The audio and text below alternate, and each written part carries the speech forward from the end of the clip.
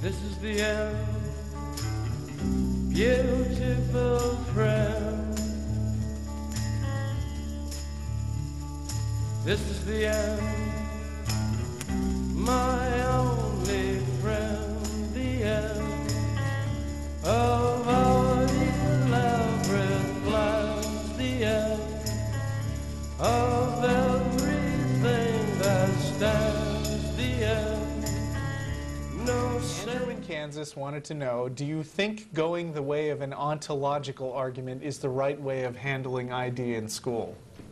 Can you remind me of the ontological argument? Oh, God, don't ask me that. I need more details, folks. Don't ask me. I believe the ontological argument basically tries to define God into existence. Isn't that the one?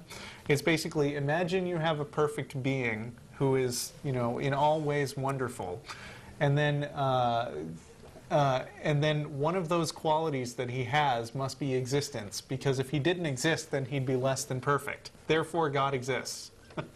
It's a delightfully certain argument, but I don't see how it applies to the intelligent design discussion. The only problem I have is I can't. The titles of the arguments escape me. Like, I'm not good at identifying them by titles. Yeah. So I don't know if that's the ontological argument or not. But, okay.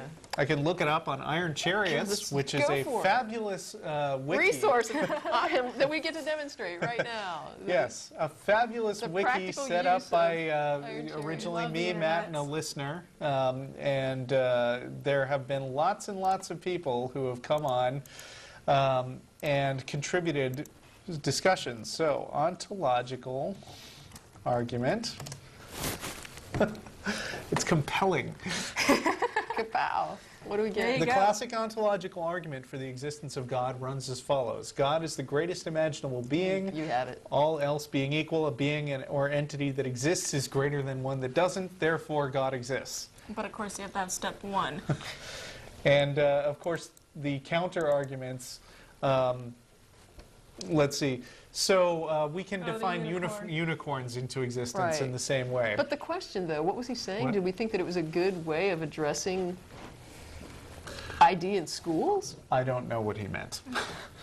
I don't get that either. I don't know if sorry. that was a misinterpreted thing or if... So here's my proof that a unicorn exists. And I actually wrote this passage. So let's define a unicorn as a magical equine being that has one horn and exists. By the above definition, such a being must exist. Therefore, a unicorn exists. Yeah. Okay, so that's the ontological argument. It's very hard to believe that there are people that use that. Uh-huh. But there are. The fact that the idea is there, that... So I can believe that I'm green and polka dotted? Apparently. Okay. As long Yes, apparently. So, okay, ladies and gentlemen, I am green with purple polka dots. Uh-huh. And since I have stated that, therefore it must be true. Since you can imagine it, yeah. Yeah.